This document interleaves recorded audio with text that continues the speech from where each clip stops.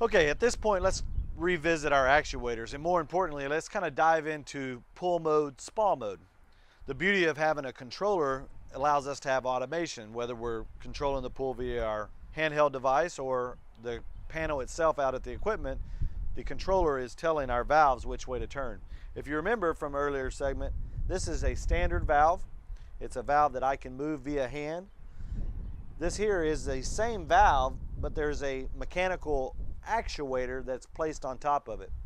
That actuator allows or gives the controller the ability to tell it what position it wants to be in.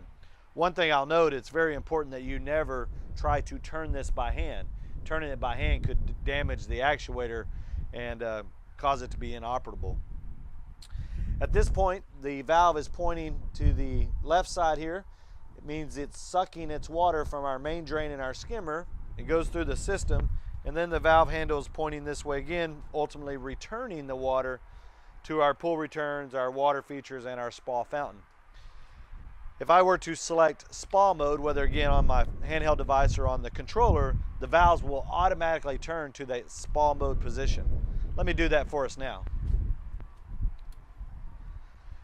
I've selected spa mode on our controller, and if you'll notice there, our valve is automatically turning to the pre-configured position for spa mode. This is going to change our suction, ultimately making it where we suck our water from our spa drain. On the return side, our actuator is also turning. This actuator is turning to the spa return side. Ultimately, the water will be coming and returning to our spa jets in our hot tub.